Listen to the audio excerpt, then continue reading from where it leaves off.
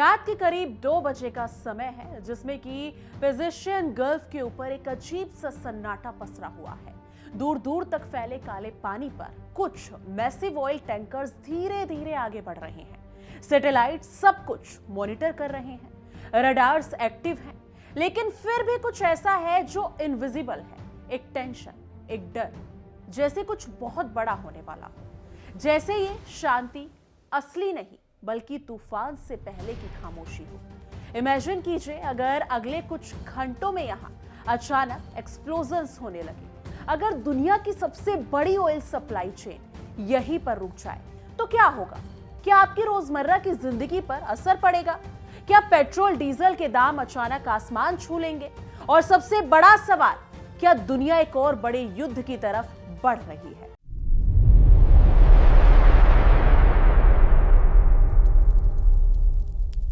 नमस्कार दोस्तों, आप देख रहे हैं इंडिया डेली का डिजिटल प्लेटफॉर्म और मैं हूं आपके साथ तान्या त्यागी। इसी बीच एक बयान आता है, एक ऐसा बयान जो सिर्फ हेडलाइंस नहीं बनता बल्कि ग्लोबल टेंशन को ट्रिगर कर देता है।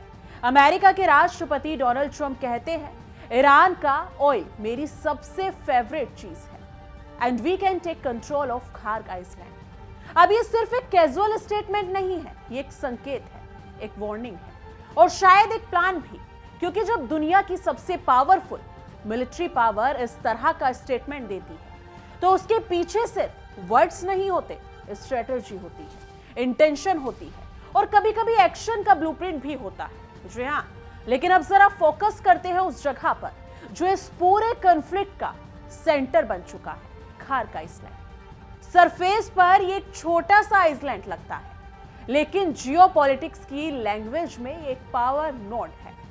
ये ईरान की ऑयल इकोनॉमी का बैकबोन है। यहां से लगभग 90% क्रूड ऑयल का एक्सपोर्ट होता है और यही वो रीजन है कि इस आइसलैंड की स्ट्रेटेजिक वैल्यू इतनी ज्यादा है कि इसे कंट्रोल करना मतलब ईरान की इकोनॉमिक पल्स को कंट्रोल करना है। आप इसे ऐसे समझ सकते हैं, अगर किसी कंट्री की इकोनॉमिक एक मशीन है तो खार्क आइसलैंड उसका मेन इंजन है और अगर इंजन बंद हो गया तो पूरी मशीन रुक जाती है। ऑब्वियस है, रुकेंगी ही। ईरान पहले ही सेंसेशन, इकोनॉमिक प्रेशर और डिप्लोमेटिक आइसोलेशन का सामना कर रहा है। ऐसे में अगर खार्क आइसलैंड उसके हाथ से निकल जाता है तो ये सिर्फ एक टेरिटरी लॉस नहीं होगा, ये इकोनॉमिक कोलैप्स का ट्रिगर बन सकता है। और शायद यही वजह है कि अब ये आइसलैंड ग्लोबल पावर स्ट्रगल का एपिसेंटर बन चुका है। जब डोनाल्ड ट्रंप कहते हैं कि we can easily take Kharg island, यानी कि हम आसानी से खार्क द्वीप पर कब्जा कर सकते हैं। ये सुनने में सिंपल लगता है, लेकिन इसके पीछे कई लेयर्स हैं।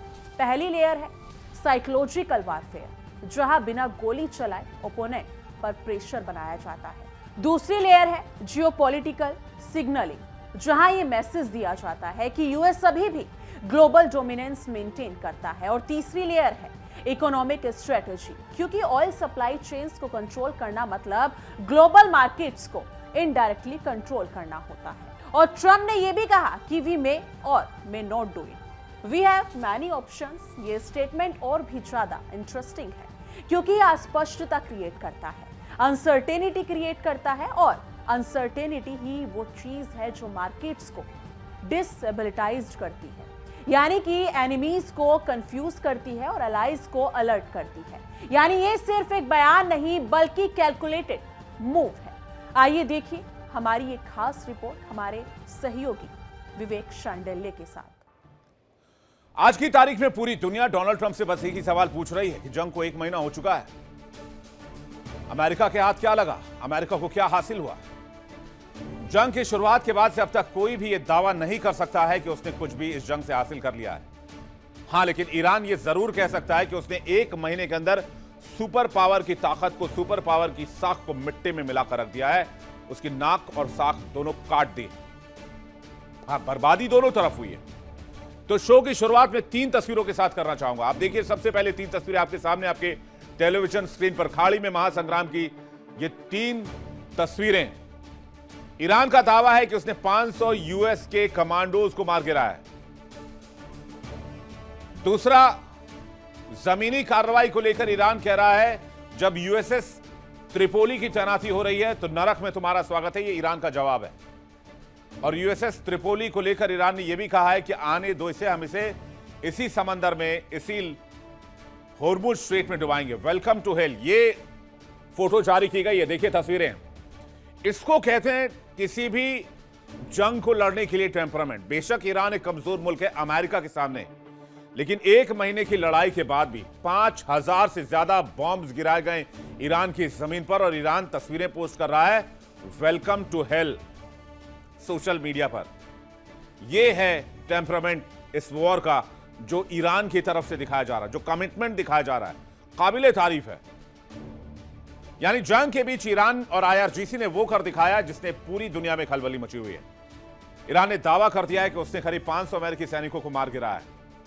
हालांकि अमेरिकी सेंटकॉम, सेंट्रल कमांड ने इस खबर को ओन नहीं किया है। उन्होंने कहा यह बकवास है, इसके पीछे कोई दम नहीं है। लेकिन ईरान कह रहा है कि अमेरिका बात छुपा रहा है, खबरें छुपा रहा है। अमेरिकी रक्षा मंत्री कुछ नहीं बोल रहे हैं, पेंटागन की ओर से कोई आधिकारिक प्रतिक्रिया अभी तक नहीं आई है। तो क्या वाकई ईरान ने वो कर दिया है जो अमेरिका के लिए सबसे बड़ा नुकसान माना जाएगा, खास करके वियतनाम और अफगानिस्तान के बाद? आईआरजीसी का कहना है कि ईरान ने दुबई में अमेरिकी सैनिकों पर हमला किया था, जिसमें 500 की संख्या में अमेरिकी सैनिक मारे गए। ईरान का कहना है कि ईरान ने दुबई में 2 होटल्स पर हमला किया।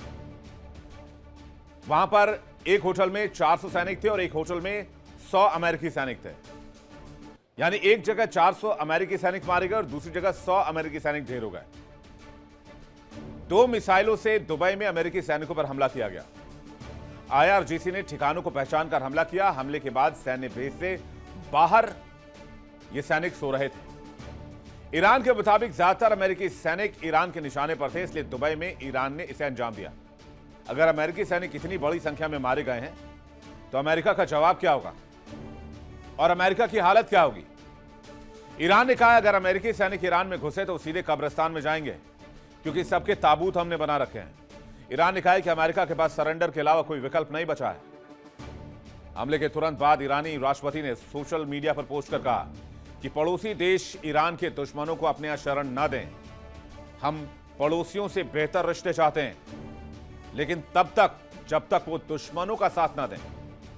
यानी कहीं ना कहीं ईरानी राष्ट्रपति मसूद पेजेश्कियन का यह बयान इस बात की पुष्टि करता है कि पड़ोसी देश में ईरान ने बड़ी कार्रवाई की, जिससे अमेरिका को बहुत नुकसान हुआ। ईरान का दावा तो 500 सैनिकों का है। ईरान जंग के बीच खाड़ी से आई 2 रिपोर्ट्स ने अमेरिका की टेंशन और बढ़ा दी है।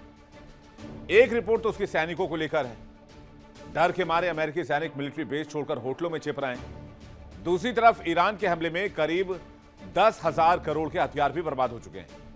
यानी अमेरिका हर मोर्चे पर नुकसान हो रहा है।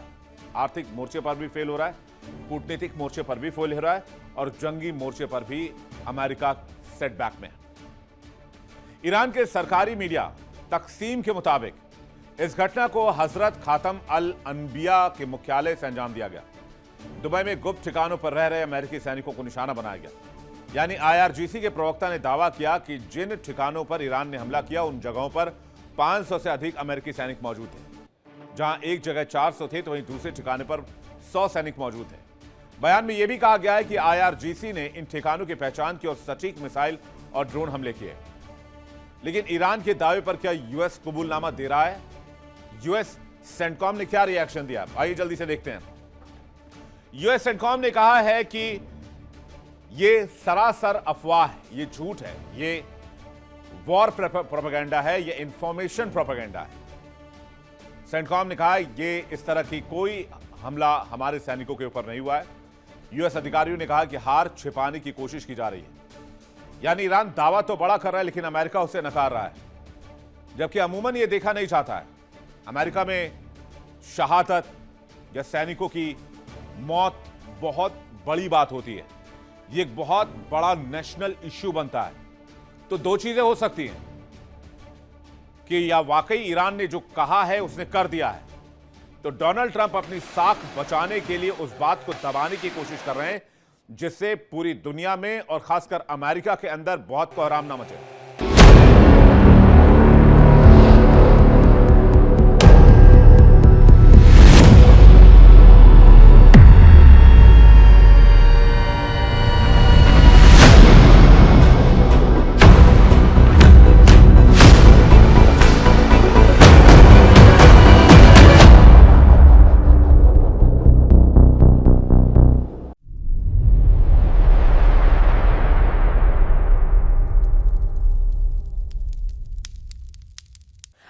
समझते हैं कि ये सिचुएशन यहां तक कैसे पहुंची।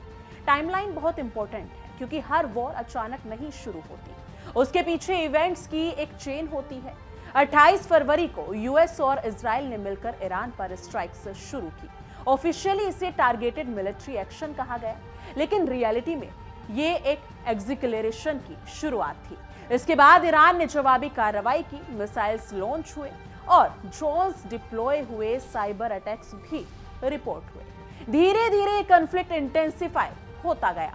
हर दिन नए टारगेट्स, नए स्ट्राइक्स और बढ़ता हुआ टेंशन। डिप्लोमेसी ऑलमोस्ट साइडलाइन हो गई, यानी कि और फिर मिलिट्री एक्शंस फ्रंट सीट पर आ गए। आज स्थिति ये है कि 1 महीने से ज्यादा समय से ये कॉन्फ्लिक्ट कंटिन्यूसली चल रहा है। कोई क्लियर विनर नहीं, कोई सीजफायर नहीं है, सिर्फ एक्सिलरेशन, और यही चीज इसे डेंजरस बनाती है। जी हाँ, अब तक ये वॉर मोस्टली एयर और सी तक लिमिटेड थी, लेकिन अब सिचुएशन एक क्रिटिकल टर्निंग पॉइंट पर पहुंच गई है। रिपोर्ट्स के मुताबिक यूएस ने हजारों ट्रूप्स मिडल ईस्ट में डिप्लॉय किए हैं और करीब 3500 सोल्जर्स ग्राउंड ऑपरेशन के लिए रेडी हैं। ग्राउंड डिप्लॉयमेंट का मतलब सिर्फ सोल्जर्स भेजना नहीं होता, यानी कि सैनिक भेजना नहीं होता है। इसका मतलब होता है long term engagement, high risk और अनप्रिडिक्टेबल आउटकम्स। क्योंकि जब सोल्जर्स जमीन पर उतरते हैं तो वो एब्स्ट्रैक्ट नहीं रहती, वो रियल हो जाती है। कैजुअलिटीज बढ़ती है, डिस्ट्रक्शन विजिबल हो जाता है और कॉन्फ्लिक्ट को कंट्रोल करना मुश्किल हो जाता है। और यही वजह है कि एनालिटिक्स इस फेज को सबसे डेंजरस मानते हैं, क्योंकि एक्सिलरेशन का वो लेवल है जहां से वापसी बहुत मुश्किल हो जाती है। जी हाँ, लेकिन ईरान ने इसे सिचुएशन में क्लियर इंटेंस, यानी कि अगर देखा जाए तो ईरान ने इस सिचुएशन में क्लियर स्टैंस लिया है, और वो स्टैंस है नो कॉम्प्रोमाइज, नो सरेंडर। उनके टॉप लीडरशिप में से एक मोहम्मद बघेर गालिबाफ ने कहा कि अगर यूएस सोल्जर्स हमारी जमीन पर उतरे, दे विल फेस हेल। ये सिर्फ रिहोट्रिक नहीं है, ये रिसॉल्व है, ये डिटर्मिनेशन है, और ये दिखाता है कि ईरान इस कॉन्फ्लिक्ट को डिफेंड करने के लिए पूरी तरह तैयार है, चाहे उसे कितनी भी कीमत क्यों ना चुकानी पड़े। और जब दोनों साइड्स इतनी स्ट्रॉन्ग पोजीशन ले लेते हैं तो कॉन्फ्लिक्ट का रिसोल्यूशन और मुश्किल हो जाता है, क्योंकि कॉम्प्रोमाइज की जगह कन्फ्रंटेशन ले लेता है। अब एक बहुत इंपॉर्टेंट सवाल, क्या खार्क आइसलैंड को कैप्चर करना उतना आसान है जितना बताया जा रहा है? टेक्निकली यूएस मिलिट्री बहुत पावरफुल है अगर देखा जाए, और हकीकत में देखा जाए तो वाकई में है भी, लेकिन जियोग्राफी और लोकल एडवांटेज बहुत मैटर करता है। यानी कि पर्सियन गल्फ एक हाईली सेंसिटिव और स्ट्रेटेजिकली कॉम्प्लेक्स रीजन है। यहाँ नैरो शिपिंग लेन्स है, हाई सर्विलांसेस है और ईरान का स्ट्रॉन्ग नेवल प्रेजेंस है। ईरान ने, यानी कि अगर देखा जाए तो ईरान के पास मिसाइल सिस्टम्स हैं, नेवल टारगेट्स को हिट कर सकते हैं, सी माइंस हैं जो शिप्स को डिसेबल कर सकते हैं, और सबसे इंपॉर्टेंट यानी कि टेरा इन फैमिलियरिटी, जो किसी भी डिफेंडिंग फोर्स के लिए एडवांटेज होती है।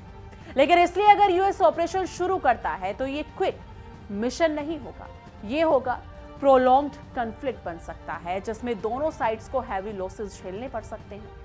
अब आते हैं इस पूरे कॉन्फ्लिक्ट के कोर पर, ऑयल यानी कि तेल।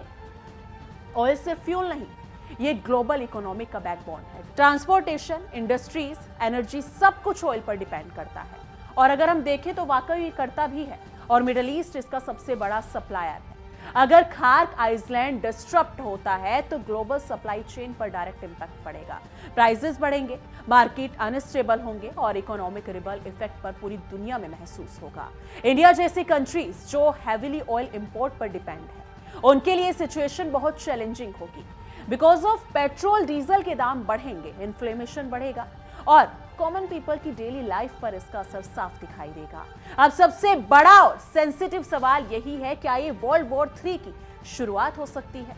टेक्निकली अभी ये रीजनल कॉन्फ्लिक्ट है, लेकिन जियोपॉलिटिक्स में सिचुएशन बहुत तेजी से बदलती है। अगर इसमें रशिया या चाइना जैसे मेजर पावर्स इनडायरेक्टली भी इन्वॉल्व होते हैं तो एक्सिलरेशन बहुत तेजी से ग्लोबल लेवल तक पहुंच सकता है। हालांकि अभी तक ऐसा कोई डायरेक्ट इंडिकेशन नहीं है, लेकिन करंट टेंशंस और अलायंसेस को देखते हुए इस पॉसिबिलिटी को कंप्लीटली इग्नोर करना भी सही नहीं होगा। आने वाले दिनों में सिचुएशन 3 डायरेक्शन में जा सकती है। पहला, सिनेरियो, यूएस खार्क आइसलैंड पर डायरेक्टली मिलिट्री एक्शन ले, जिससे कॉन्फ्लिक्ट फुल स्केल वॉर में बदल जाए। दूसरा सिनेरियो, ये पूरी सिचुएशन अगर देखा जाए तो ये पूरा सिचुएशन प्रेशर टैक्टिक निकले और यूएस बिना एक्शन लिए पीछे हट जाए।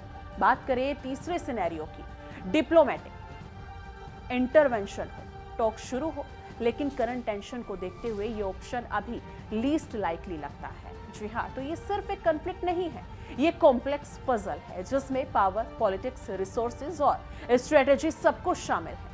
एक तरफ यूएस है, दूसरी तरफ ईरान है, बीच में खार्क आइसलैंड और उसके नीचे बहता हुआ ऑयल, जिसके लिए अब जंग छिड़ रही है। अब सिर्फ सवाल ये नहीं है कि कौन जीतेगा, सवाल ये है कि इस फाइट की कीमत क्या होगी और ये कीमत कौन चुकाएगा। दुनिया की नजरें अब इसी पर टिकी हुई हैं, यानी कि will US actually take control of Kharg island, या ये सिर्फ एक स्ट्रेटेजिक ब्लफ है। आंसर जो भी होगा उसका इंपैक्ट ग्लोबल होगा। आपको क्या लगता है, आपका क्या ओपिनियन है? क्या ये कॉन्फ्लिक्ट और बढ़ेगा या कंट्रोल में आ जाएगा? कमेंट सेक्शन में अपनी राय जरूर साझा कीजिएगा। बाकी देश और दुनिया की तमाम बड़ी खबरों के लिए देखते रहिए इंडिया डेली और हमारा खास शो विश्व युद्ध। देखिए इंडिया डेली 24/7 अब आपके स्मार्ट टीवी पर। इंडिया डेली मौजूद है सभी डिजिटल प्लेटफॉर्म पर लाइव और लगातार। इंडिया डेली 24/7 हर दिन राष्ट्र को समर्पित।